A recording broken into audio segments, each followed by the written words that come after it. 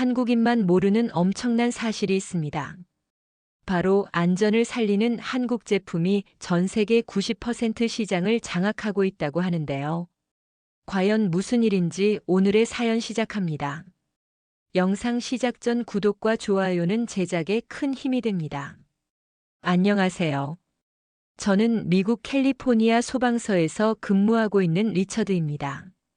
제가 한국과 인연을 맺게 된 것은 지난해 겨울 한 레스토랑 화재 현장에서 있었던 끔찍한 사고 때문이었습니다. 그날은 평소와 다름없는 출동이었습니다. 이탈리안 레스토랑에서 불이 났다는 신고를 받고 출동했죠. 우리 팀은 닉 브루스와 저 3명이 먼저 현장에 도착했고 화재는 주방에서 시작된 것으로 보였습니다. 불길이 그리 크지 않았기에 금방 진압할 수 있을 거라 생각했습니다.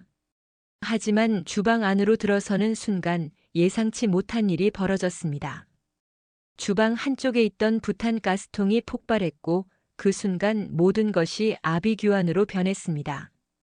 귀를 찢는 듯한 폭발음과 함께 불길이 순식간에 번졌고 지옥 같은 화염 속에서 동료들을 찾기 위해 필사적으로 소리쳤습니다. 하지만 닉과 브루스는 그 자리에서 목숨을 잃었습니다. 단 몇 초 만에 고작 손바닥만 한 가스통 하나 때문에 2명의 소중한 생명이 사라진 겁니다.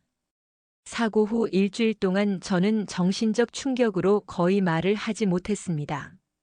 닉은 결혼한 지 3년 된 새신랑이었고 브루스는 2아이의 아버지였습니다. 그들의 장례식에서 비통에 빠진 가족들을 마주했을 때 제 가슴은 무너져 내렸습니다. 왜 하필 그들이었을까요? 어떻게 이런 사고가 일어날 수 있었을까요? 그 질문들이 저를 끊임없이 괴롭혔습니다. 소방청은 사고 직후 내부 안전장비 전수조사를 시작했습니다. 그리고 충격적인 진실이 드러났습니다. 사고의 원인이 된 부탄 가스통은 중국산 저가 제품이었습니다. 안전 기준에 미달하는 불량품이었던 겁니다. 이런 제품이 어떻게 미국 레스토랑에 공급될 수 있었는지 우리는 큰 분노를 느꼈습니다. 사고 후 한 달이 지났을 때 소방청장님이 저를 불러 특별한 임무를 맡겼습니다.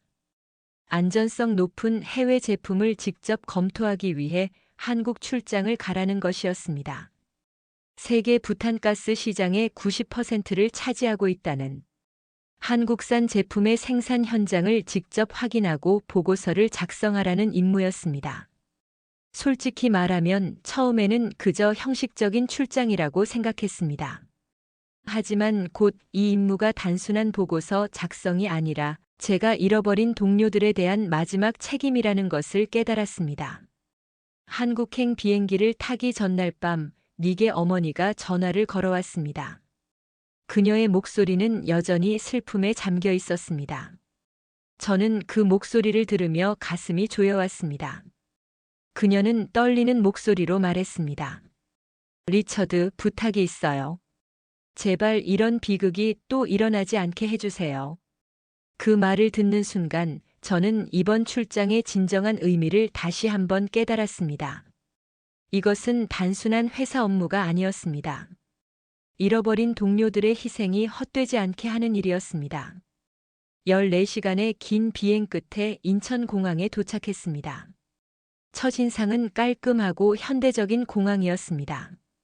공항에서 저를 맞이한 통역사 민지 씨는 친절하게 모든 일정을 설명해 주었습니다. 내일 아침 일찍 경기도 외곽에 있는 부탄가스 생산 공장을 방문할 예정이라고 했습니다. 호텔에 도착해 짐을 풀고 샤워를 마친 후 창밖으로 보이는 서울의 밤 풍경을 바라보며 내일 있을 일에 대해 생각했습니다.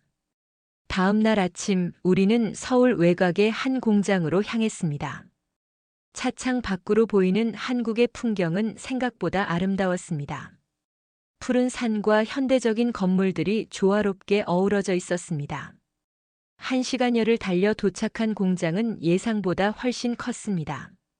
게이트를 통과하자 넓은 부지 위에 여러 동의 건물이 자리 잡고 있었고 수많은 직원들이 분주히 움직이고 있었습니다.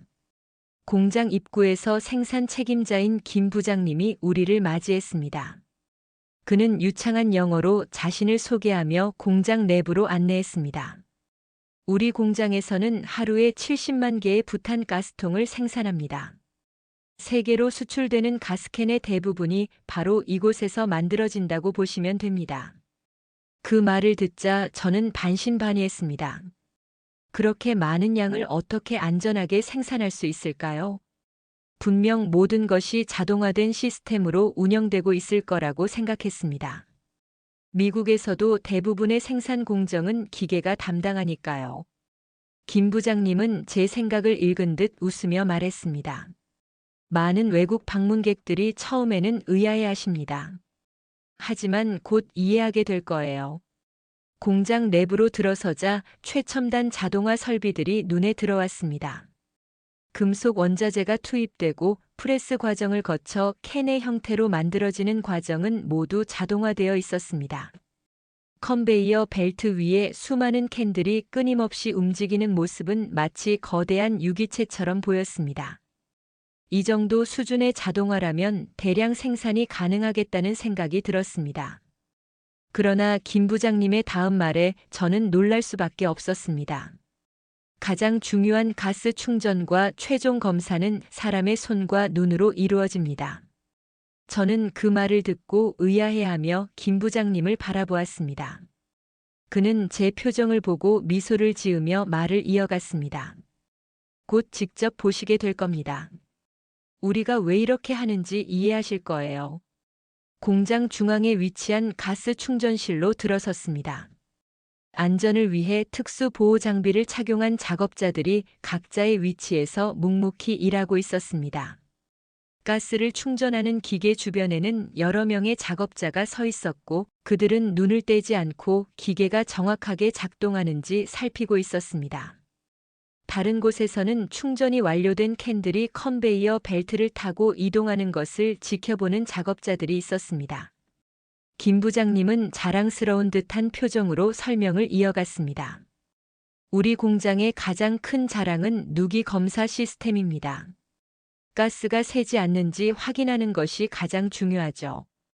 그는 저를 한쪽으로 안내했습니다. 그곳에는 커다란 수조가 있었고 여러 명의 작업자들이 물이 담긴 수조 앞에 서 있었습니다. 그들은 하나하나 가스통을 뜨거운 물에 담그고 있었습니다.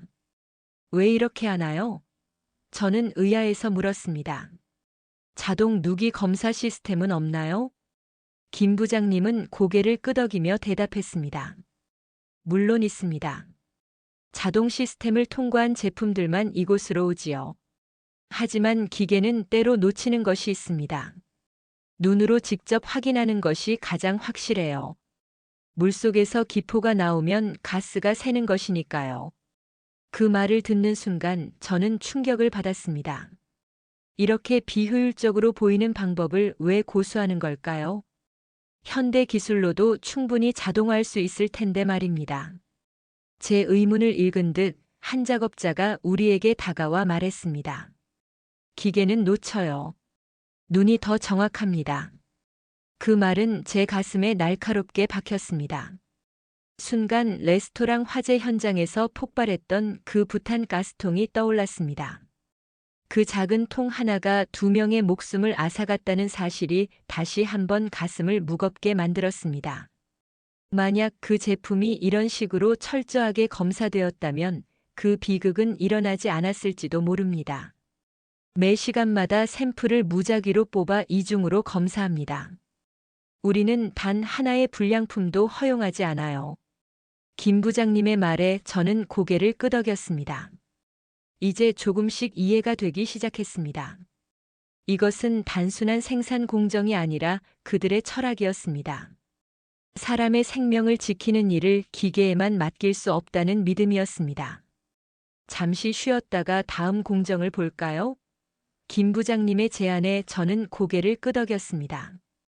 직원 휴게실에서 따뜻한 커피를 마시며 지금까지 본 것들을 정리해 보았습니다. 처음 이 공장에 들어섰을 때의 선입견과는 달리 여기서는 기계보다 사람이 중심이었습니다. 최첨단 자동화 설비를 갖추고 있음에도 불구하고 가장 중요한 결정은 여전히 사람의 눈과 손에 맡겨져 있었습니다. 휴식 후 김 부장님은 저를 최종 검수실로 안내했습니다. 그곳에서는 여러 명의 작업자들이 컨베이어 벨트를 통해 오는 완성된 제품들을 하나하나 살펴보고 있었습니다. 그들은 가스통의 외관, 라벨, 밸브 등을 꼼꼼하게 확인했습니다. 놀라운 것은 그 속도였습니다.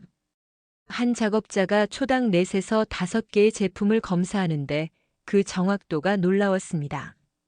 이분들은 최소 5년 이상의 경력자들입니다. 불량품을 눈으로 찾아내는 감각은 기계가 흉내낼 수 없어요. 김 부장님의 말에 저는 고개를 끄덕였습니다. 그리고 문득 궁금한 점이 생겼습니다.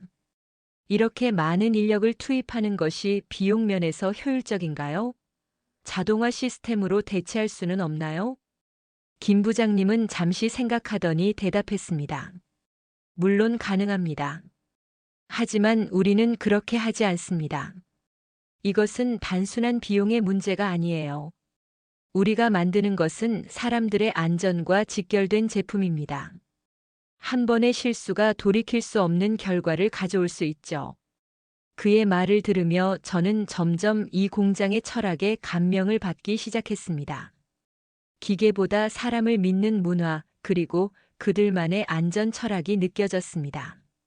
기계는 프로그램된 대로만 일하지만 사람은 상황에 따라 판단하고 대응할 수 있습니다. 작은 이상 징후도 놓치지 않는 것이 그들의 강점이었습니다. 한 작업자가 검수 중인 제품을 저에게 보여주며 말했습니다. 우리는 하나도 놓치지 않아요. 이 캔 하나가 누군가의 부엌에, 식당에, 그리고 어쩌면 당신들 현장에 갈지도 모르니까요. 그 말을 듣는 순간 저는 무너질 듯 울컥했습니다. 그들은 이미 알고 있었습니다. 내가 왜 여기에 왔는지, 어떤 일을 겪었는지를 말입니다. 그리고 그들은 자신들의 제품이 어디에 사용될지, 그것이 얼마나 중요한지 충분히 인식하고 있었습니다. 그것은 단순한 직업 윤리를 넘어선 책임감이었습니다. 김 부장님은 계속해서 공장의 다른 부분들을 보여주었습니다. 품질 관리실에서는 매일 생산된 제품의 샘플을 무작위로 선정하여 극한의 환경에서 테스트한다고 했습니다. 영하 20도에서 영상 50도까지의 온도 변화, 1m 높이에서의 낙하 테스트, 고압 상태에서의 안전성 검사 등 다양한 테스트를 거친다고 했습니다. 이 모든 테스트는 국제 기준의 2배 이상 엄격합니다. 우리는 최악의 상황을 가정하고 준비하니까요. 김 부장님의 설명에 저는 감탄할 수밖에 없었습니다. 이런 철저함이 그들의 제품이 세계 시장을 장악한 비결임을 알 수 있었습니다. 점심시간이 되자 김 부장님은 저를 공장 구내식당으로 안내했습니다. 그곳에서 저는 작업자들과 함께 식사를 할 기회를 얻었습니다. 놀랍게도 대부분의 작업자들은 10년 이상 이 공장에서 일해온 베테랑들이었습니다. 그들은 자신의 일에 대한 자부심이 대단했습니다. 식사 중에 한 작업자가 저에게 질문했습니다. 미국에서는 어떤 안전 기준으로 이런 제품들을 관리하나요? 저는 미국의 안전 기준과 규제에 대해 설명했지만 솔직히 말해서 그것이 충분하지 않다는 것을 이제야 깨달았습니다. 규제와 기준은 있었지만 실제 현장에서의 검수는 이곳처럼 철저하지 않았습니다. 오후에는 김 부장님의 제안으로 저도 직접 검수 작업에 참여해 보기로 했습니다. 보호 장비를 착용하고 누기 검사 구역에 들어갔습니다. 한 작업자가 친절하게 방법을 알려주었고 저는 실제로 몇 개의 캔을 물에 담가 보았습니다. 처음에는 쉬워 보였지만 실제로 해보니 상당한 집중력이 필요했습니다. 작은 기포 하나라도 놓치지 않기 위해 눈을 부릅뜨고 지켜봐야 했습니다. 약 20분 정도 작업을 해보았을 때 한 캔에서 미세한 기포가 올라오는 것을 발견했습니다. 저는 작업자에게 물었습니다. 이건 불량인가요? 그는 고개를 끄덕이며 그 캔을 따로 분리했습니다. 맞습니다. 아주 작은 누기지만 시간이 지나면 더 커질 수 있어요. 좋은 눈을 가지고 계시네요. 그 말을 들으며 저는 이상한 성취감을 느꼈습니다. 단 20분의 경험으로도 불량품을 찾아낼 수 있었다는 사실이 기뻤습니다. 하지만 동시에 이 작업자들은 하루 종일 이런 일을 한다는 사실에 존경심이 생겼습니다. 그들의 집중력과 책임감은 정말 대단했습니다. 누기 검사를 마친 후 김 부장님은 저를 제품 포장실로 안내했습니다. 포장실에서는 완성된 제품들이 상자에 담겨 출하 준비를 하고 있었습니다. 여기서도 작업자들은 마지막으로 제품을 확인하며 혹시 모를 불량품을 찾아내려 노력하고 있었습니다. 각 박스에는 생산 날짜와 담당 검수자의 이름이 기록되어 있었습니다. 김 부장님은 이것도 우리 회사의 철학이라고 말했습니다. 모든 제품에 책임자의 이름을 남기는 것입니다. 누가 검수했는지 기록함으로써 책임감을 높이고 혹시 문제가 발생했을 때 정확히 어디서 문제가 있었는지 추적할 수 있게 한다는 것이었습니다. 이런 세심한 관리 시스템을 보며 저는 다시 한번 미국의 현실을 떠올렸습니다. 우리는 얼마나 자주 비용 절감과 효율성만을 추구하며 안전을 뒤로 미뤄왔을까요? 닉과 브루스가 맞이한 비극적인 죽음은 어쩌면 이런 시스템의 부재에서 비롯된 것은 아니었을까요? 공장 투어의 마지막으로 김 부장님은 저를 안전교육실로 안내했습니다. 이곳에서는 모든 새로운 직원들이 2주간의 집중 안전교육을 받는다고 했습니다. 벽에는 안전수칙과 함께 과거에 발생했던 사고 사례들이 상세하게 기록되어 있었습니다. 그것은 경각심을 주기 위한 것이라고 했습니다. 안전교육실 한쪽에는 작은 전시관이 있었습니다. 그곳에는 지난 30년간 이 회사가 개발해온 제품들이 전시되어 있었습니다. 초기 모델부터 현재의 첨단 제품까지 그 진화 과정을 한눈에 볼 수 있었습니다. 김 부장님은 각 모델마다 어떤 안전 기능이 추가되었는지, 어떻게 더 안전하게 개선되었는지를 자세히 설명해 주었습니다. 그 설명을 들으며 저는 이 회사의 성공 비결을 조금씩 이해하기 시작했습니다. 그들은 단순히 제품을 만드는 것이 아니라 끊임없이 안전성을 높이기 위해 연구하고 개선해왔던 것입니다. 그리고 그 중심에는 항상 사람이 있었습니다. 기계가 아닌 사람의 눈과 손, 그리고 책임감이 제품의 품질을 보장했던 것입니다. 하루의 공장 견학을 마치고 호텔로 돌아오는 길에 저는 오늘 본 것들을 곰곰이 생각해 보았습니다.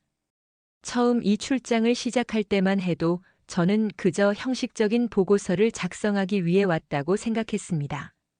하지만 이제는 달랐습니다.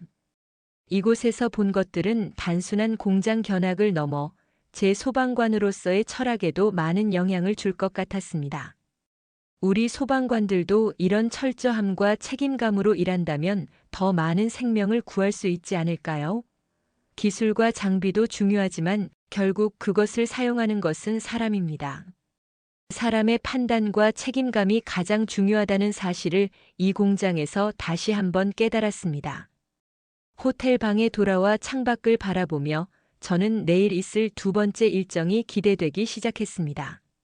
내일은 연구개발팀을 방문하여 새로운 안전 기술들을 살펴볼 예정이었습니다. 오늘 본 생산 현장도 인상적이었지만 내일 볼 미래의 기술들은 또 어떤 놀라움을 안겨줄지 궁금했습니다. 다음 날 아침 저는 일찍 일어나 호텔 레스토랑에서 아침 식사를 했습니다. 한국식 아침 식사는 미국의 그것과는 많이 달랐습니다. 밥과 국 그리고 여러 가지 반찬들이 차려져 있었습니다. 처음에는 낯설었지만 맛을 보니 의외로 담백하고 건강한 느낌이었습니다. 아침 8시 김 부장님이 약속대로 호텔 로비에서 저를 기다리고 있었습니다. 오늘은 같은 회사의 연구개발센터를 방문할 예정이라고 했습니다. 공장과는 달리 연구개발센터는 서울 강남 지역의 현대적인 건물에 위치해 있었습니다. 약 30분 정도 차를 타고 도착한 건물은 전면 유리로 된 고층 빌딩이었습니다. 연구개발센터 입구에서 우리를 맞이한 것은 이 박사라는 분이었습니다. 그는 미국에서 공부하고 돌아온 엔지니어로 현재 센터의 책임자였습니다. 이 박사는 영어가 매우 유창했고 미국 생활에 대한 이야기를 하며 저와 쉽게 공감대를 형성했습니다. 어서 오세요, 리처드 씨. 우리 센터에 방문해 주셔서 감사합니다. 오늘은 우리가 개발 중인 최신 안전 기술들을 보여드리겠습니다. 이 박사의 안내로 우리는 센터 내부로 들어갔습니다. 연구개발센터 내부는 여러 개의 실험실과 사무실로 나뉘어 있었습니다. 첫 번째로 방문한 곳은 소재 연구실이었습니다. 이곳에서는 더 가볍고 강한 금속 소재를 연구하고 있었습니다. 이 박사의 설명에 따르면 현재 사용 중인 소재보다 30%더 가벼우면서도 강도는 50% 높은 새로운 합금을 개발 중이라고 했습니다. 이런 새로운 소재가 왜 필요한가요? 제가 물었습니다. 이 박사는 웃으며 대답했습니다. 가벼울수록 운반이 쉬워지고 강할수록 내구성과 안전성이 높아집니다. 특히 가스통은 내부 압력을 견뎌야 하니까요. 또한 환경적인 측면에서도 더 적은 자원으로 더 많은 제품을 만들 수 있다는 장점이 있습니다. 다음으로 방문한 곳은 밸브 연구실이었습니다. 이곳에서는 더 안전하고 사용자 친화적인 밸브 시스템을 개발하고 있었습니다. 한 연구원이 새로운 안전 밸브의 프로토타입을 보여주었습니다. 이 밸브는 사용자가 정확한 방법으로 조작하지 않으면 가스가 나오지 않도록 설계되어 있었습니다. 또한 이 밸브는 열에 노출되면 자동으로 차단되는 기능도 갖추고 있었습니다.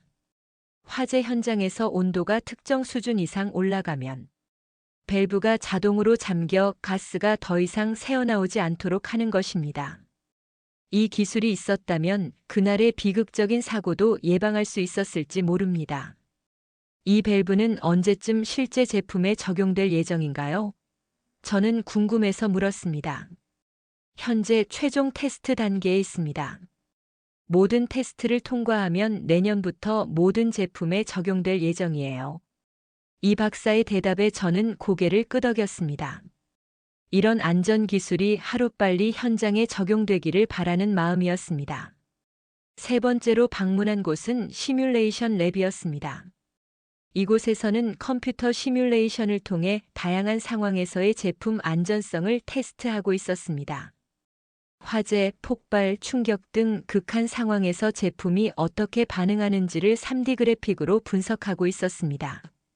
한 연구원이 화면을 통해 화재 상황에서의 가스통 거동을 보여주었습니다. 불꽃이 가스통에 닿는 순간부터 내부 압력이 높아지는 과정, 그리고 최종적으로 폭발에 이르는 시간까지 모든 것이 정밀하게 계산되고 있었습니다. 이런 데이터를 바탕으로 더 안전한 제품을 설계할 수 있다고 했습니다. 점심시간이 되어 이 박사는 우리를 회사 근처의 한 레스토랑으로 안내했습니다. 한국 전통 음식인 한정식을 맛볼 수 있는 곳이었습니다. 테이블 위에는 수십 가지의 작은 반찬들이 가득 차려졌고 그 중앙에는 뜨거운 돌솥밥이 있었습니다. 처음 보는 음식들이 많았지만 하나씩 맛보니 대부분 맛있었습니다. 특히 김치라는 발효 채소 요리는 처음에는 맵고 강한 맛이 낯설었지만 먹다 보니 중독성 있는 맛이었습니다. 식사 중에 이 박사는 회사의 역사와 철학에 대해 이야기해 주었습니다. 이 회사는 60년대 초반 단 한 사람의 기술자로부터 시작되었다고 합니다. 처음에는 작은 공장에서 간단한 주방용품을 만들었지만 점차 기술력을 인정받아 가스통 제작으로 사업 영역을 확장했다고 합니다. 창업자의 안전 제일이라는 철학은 지금까지도 회사의 핵심 가치로 이어지고 있었습니다. 회사는 초기부터 독특한 경영 방식을 고수했다고 합니다.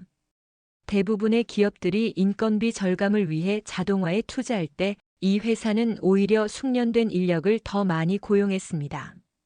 사람의 눈보다 정확한 기계는 없다는 창업자의 믿음 때문이었습니다. 그리고 결과적으로 이 전략은 성공했습니다. 철저한 품질 관리로 시장에서 신뢰를 얻었고 결국 세계 시장의 90%를 점유하는 기업으로 성장했습니다. 점심 식사를 마치고 우리는 다시 연구개발센터로 돌아왔습니다. 오후에는 사용자 경험 연구실을 방문했습니다. 이곳에서는 다양한 연령대와 국적의 사용자들이 제품을 얼마나 쉽고 안전하게 사용할 수 있는지를 연구하고 있었습니다. 특히 노인과 어린이도 안전하게 사용할 수 있는 디자인에 많은 노력을 기울이고 있었습니다. 한 연구원이 저에게 새로운 프로토타입을 시연해 보여주었습니다. 이 제품은 사용자가 정확한 방법으로 조작하지 않으면 아예 작동하지 않도록 설계되어 있었습니다. 또한 사용 중에 문제가 발생하면 즉시 경고음을 내며 자동으로 가스 공급을 차단하는 기능도 있었습니다. 이런 안전장치들이 실제 사고 예방에 얼마나 효과가 있었나요? 저는 궁금해서 물었습니다. 이 박사는 자신 있게 대답했습니다. 우리 제품 관련 사고율은 매년 감소하고 있습니다. 지난 10년간 전 세계적으로 우리 제품 관련 중대 사고는 단 3건에 불과했어요. 그것도 모두 제품 자체의 문제가 아니라 사용자의 부주의나 외부 충격 때문이었습니다. 그 말을 듣고 저는 다시 한번 우리가 겪었던 그 비극적인 사고를 떠올렸습니다. 만약 그날 그 레스토랑에서 사용된 가스통이 이런 제품이었다면 닉과 브루스는 아직 살아있을지도 모릅니다. 그 생각을 하니 가슴이 아팠지만 동시에 앞으로 이런 제품들이 더 많이 보급된다면 유사한 사고를 줄일 수 있다는 희망도 생겼습니다. 마지막으로 방문한 곳은 미래기술연구실이었습니다. 이곳에서는 10년, 20년 후를 내다보는 혁신적인 기술들을 연구하고 있었습니다. 그 중에서도 가장 흥미로웠던 것은 스마트 가스통 기술이었습니다. 이 기술이 적용된 가스통은 내부의 압력, 온도, 가스 잔량 등을 실시간으로 모니터링하고 이 정보를 사용자의 스마트폰으로 전송할 수 있었습니다. 또한 이 스마트 가스통은 주변 환경이 위험해지면 자동으로 경고를 보내고 필요시 원격으로 가스 공급을 차단할 수도 있었습니다. 소방관으로서 저는 이 기술의 잠재력에 큰 관심을 가졌습니다. 화재 현장에서 소방관들이 건물 내 가스통의 위치와 상태를 미리 알 수 있다면 더 안전하게 화재를 진압할 수 있을 것입니다. 이런 기술이 실용화되면 정말 혁신적일 것 같습니다. 저는 솔직한 감상을 말했습니다. 이 박사는 동의하며 덧붙였습니다. 우리는 항상 한 걸음 더 나아가려고 합니다. 기술의 발전은 끝이 없으니까요. 하지만 우리의 목표는 언제나 같습니다. 단 한 명의 생명이라도 더 살릴 수 있는 제품을 만드는 것입니다. 연구개발센터 방문을 마치고 김 부장님은 저를 서울 시내 관광으로 안내했습니다. 경복궁이라는 고궁과 인사동이라는 전통 거리를 둘러보았습니다. 현대적인 고층 빌딩과 전통적인 한옥이 공존하는 서울의 모습은 꽤 인상적이었습니다. 특히 한국인들이 전통을 지키면서도 현대적인 혁신을 추구하는 모습이 공장에서 봤던 철학과 일맥상통한다는 생각이 들었습니다. 저녁에는 김 부장님과 이 박사가 함께 한국 전통 음식점으로 저를 초대했습니다. 삼겹살이라는 돼지고기 구이를 먹으며 우리는 미국과 한국의 문화 차이, 그리고 안전에 대한 인식 차이에 대해 이야기를 나눴습니다. 그들은 미국의 소방 시스템에 대해 큰 관심을 보였고 저는 최대한 자세히 설명해 주었습니다. 다음 날 아침 하루 종일 머릿속에서 맴돌던 생각들을 정리하며 호텔 방에서 커피를 마셨습니다.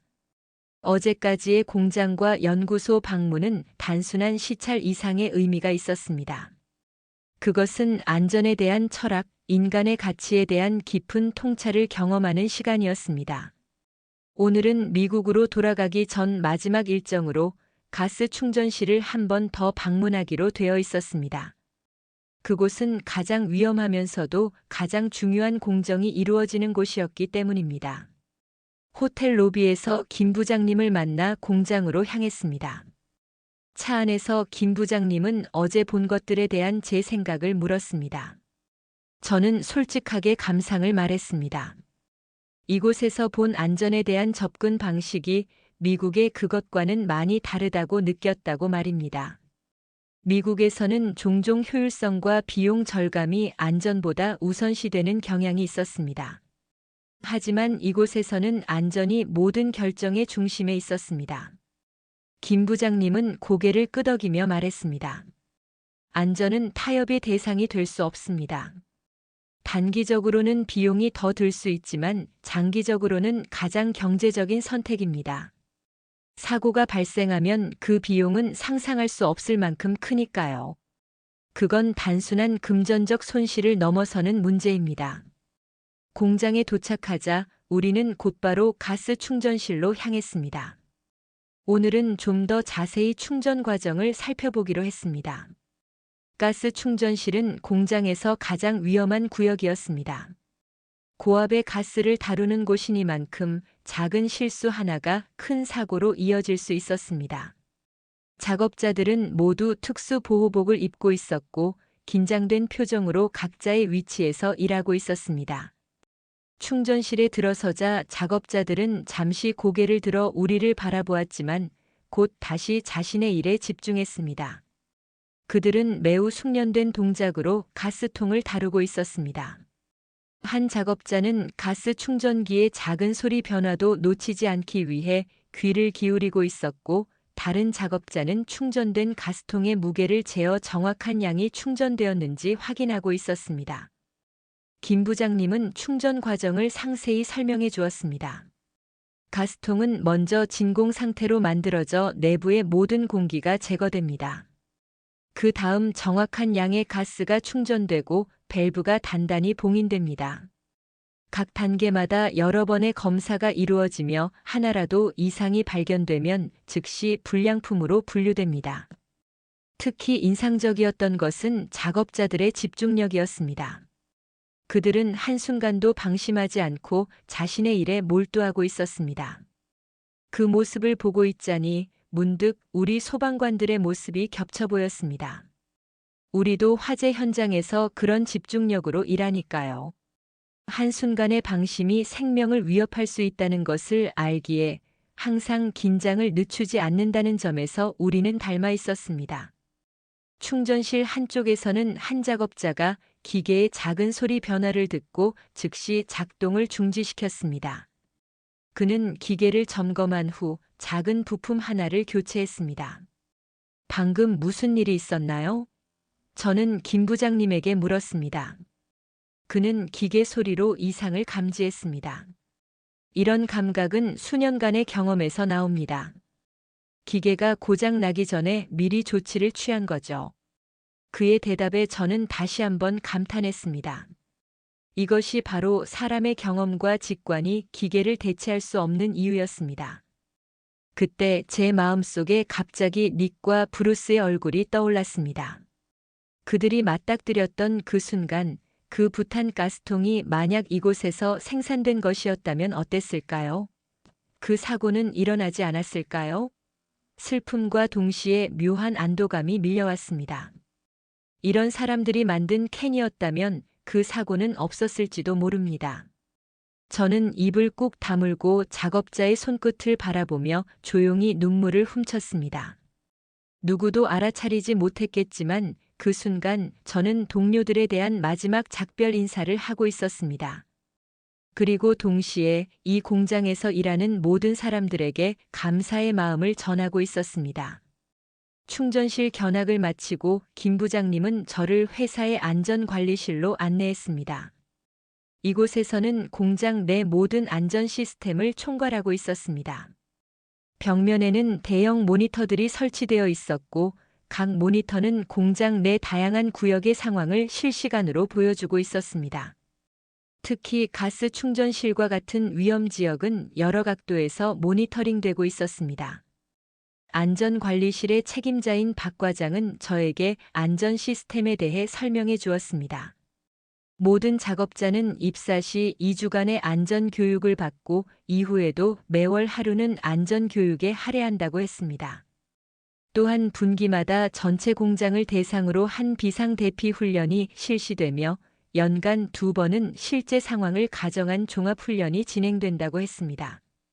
모든 일정을 마치고 미국으로 돌아가는 비행기에 올랐습니다. 창밖으로 점점 작아지는 서울의 불빛을 바라보며 지난 사흘간의 경험을 되새겨 보았습니다. 그것은 단순한 출장이 아니라 제 인생의 전환점이 될 만한 경험이었습니다. 안전에 대한 접근 방식, 사람의 가치, 그리고 책임감의 중요성에 대해 깊이 생각하게 된 시간이었습니다. 비행기에서 저는 보고서 초안을 작성하기 시작했습니다. 단순히 한국 기업의 기술적 우수성만을 강조하는 것이 아니라 그들의 철학과 문화가 어떻게 안전한 제품을 만들어내는지에 초점을 맞추었습니다. 특히 사람의 경험과 판단을 중시하는 그들의 접근 방식이 우리에게 주는 교훈을 강조했습니다. 14시간의 비행 끝에 로스앤젤레스 공항에 도착했습니다. 집으로 돌아가는 길에 전화기를 켜자 소방청장으로부터 여러 통의 부재중 전화가 있었습니다. 서둘러 전화를 걸었더니 다음 주 월요일에 전체 회의가 소집되었고 제가 한국 출장 결과를 발표해야 한다고 했습니다. 생각보다 빠른 일정에 조금 놀랐지만 오히려 좋은 기회라고 생각했습니다. 제가 본 것들을 하루라도 빨리 공유하고 싶었으니까요. 주말 동안 저는 집에서 보고서를 완성하고 발표 자료를 준비했습니다. 공장과 연구소에서 찍은 사진들을 정리하고 핵심 내용을 간결하게 요약했습니다. 특히 한국 기업의 사람 중심 안전 철학을 강조하고 이를 우리 소방 시스템에도 적용할 수 있는 방안을 제안했습니다. 월요일 아침 소방청 회의실은 이미 많은 사람들로 가득 차 있었습니다. 소방청장을 비롯한 고위 관계자들, 그리고 각 지역 소방서의 대표들이 모여 있었습니다. 또한 놀랍게도 시의회 안전위원회 위원장도 참석해 있었습니다.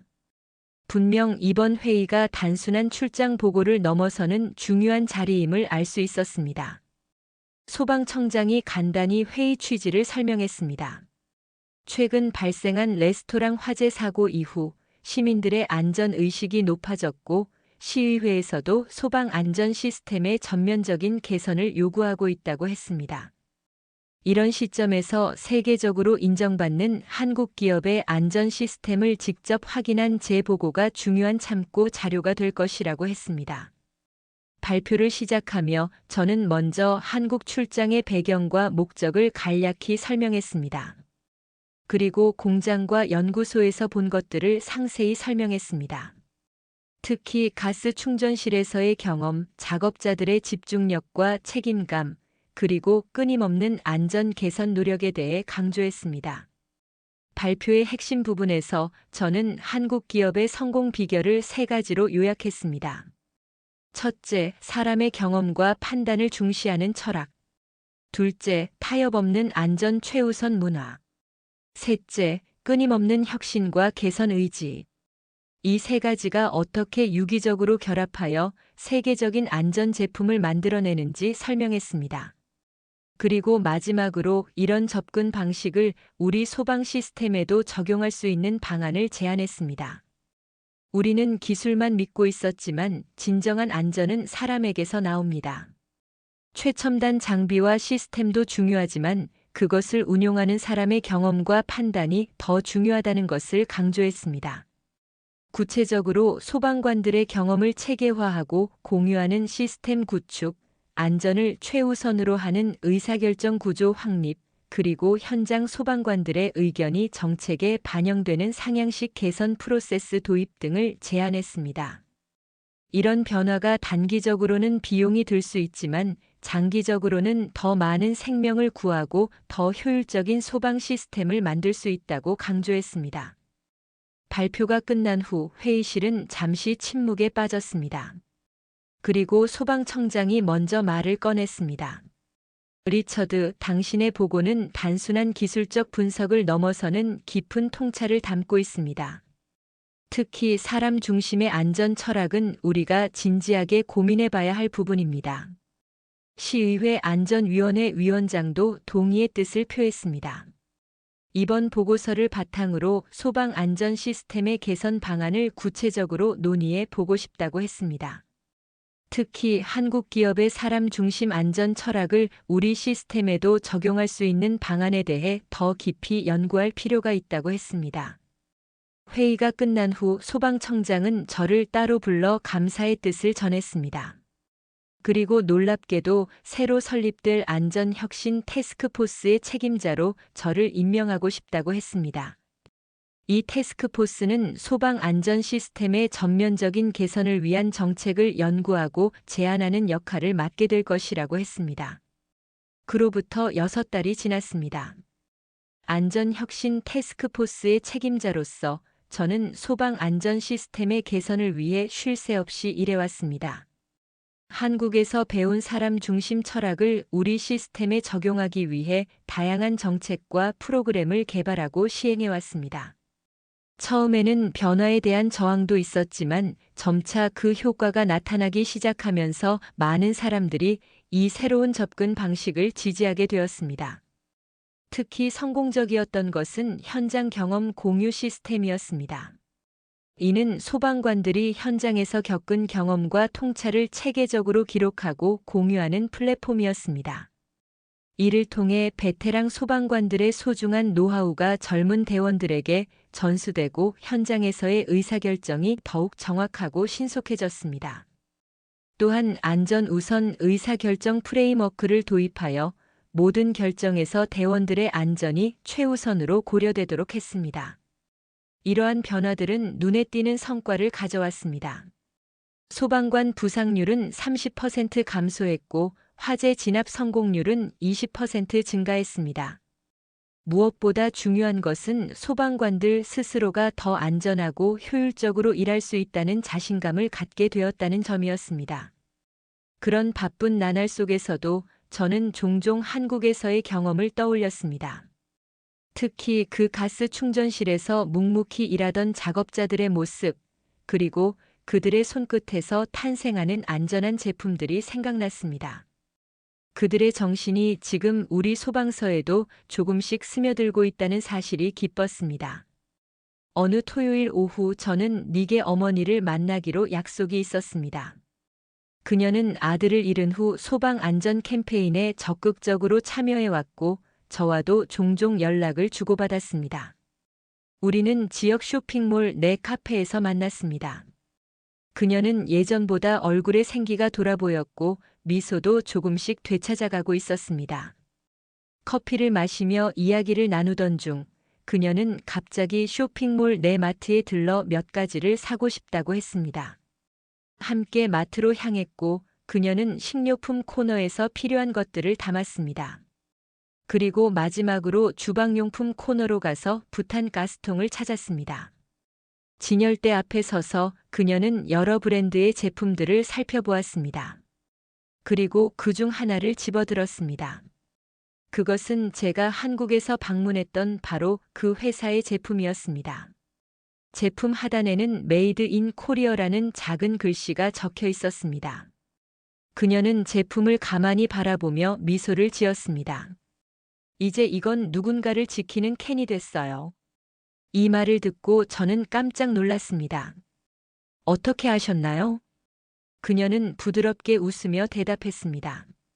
당신이 한국에서 돌아온 후 이 제품들에 대해 말해주셨잖아요. 그래서 항상 이 브랜드만 구매해요. 닉도 이런 제품이 있었다면 좋아했을 거예요. 그 순간 저는 가슴이 뭉클해졌습니다. 그녀가 그 모든 슬픔과 상실 속에서도 희망을 찾아가고 있다는 사실이 감동적이었습니다. 그리고 제가 한 작은 노력이 누군가에게 위안이 될 수 있다는 것도 기뻤습니다. 마트를 나오는 길에 제 휴대폰이 울렸습니다. 한국에서 온 이메일이었습니다. 그것은 제가 방문했던 그 회사의 김 부장님이 보낸 것이었습니다. 이메일에는 그들의 새로운 안전 밸브 시스템이 미국 시장에 정식으로 출시되었다는 소식과 함께 미국 소방관들을 위한 특별 안전 교육 프로그램을 개발 중이라는 내용이 담겨 있었습니다. 그리고 가능하다면 이 프로그램 개발에 저의 도움을 받고 싶다는 제안도 있었습니다. 저는 그 자리에서 바로 답장을 보냈습니다. 기꺼이 협력하겠다는 의사를 전했고 우리 태스크포스의 연구 결과도 공유하겠다고 약속했습니다. 이것은 단순한 협업을 넘어 안전에 대한 철학과 지식을 국경을 넘어 공유하는 의미 있는 일이 될 것이라고 생각했습니다. 닉의 어머니를 배웅한 후 저는 집으로 돌아가는 길에 우연히 한 레스토랑 앞을 지나게 되었습니다. 그곳은 바로 그 사고가 있었던 이탈리안 레스토랑이었습니다. 화재 후 재건축되어 다시 문을 열었지만 그곳을 볼 때마다 여전히 가슴이 아팠습니다. 레스토랑 앞에 잠시 멈춰 서서 저는 닉과 브루스를 떠올렸습니다. 그들이 목숨을 바친 그 현장은 이제 새롭게 단장되어 많은 사람들에게 기쁨을 주는 장소가 되었습니다. 그리고 그들의 희생은 더 안전한 시스템, 더 나은 제품, 그리고 더 책임감 있는 문화를 만드는 계기가 되었습니다. 문득 레스토랑 주방 쪽을 바라보니 요리사 한 명이 조리대 위에 놓인 부탄 가스통을 사용하고 있었습니다. 멀리서도 그것이 한국산 제품임을 알 수 있었습니다. 그 모습을 보는 순간 제 마음은 이상하게 평온해졌습니다. 마치 닉과 브루스가 어딘가에서 안심하고 미소 짓고 있는 것 같은 느낌이었습니다.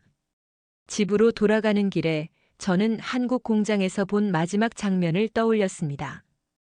부탄 가스통을 조심스럽게 포장하는 작업자의 손길, 그리고 그 손길에 담긴 무언의 약속.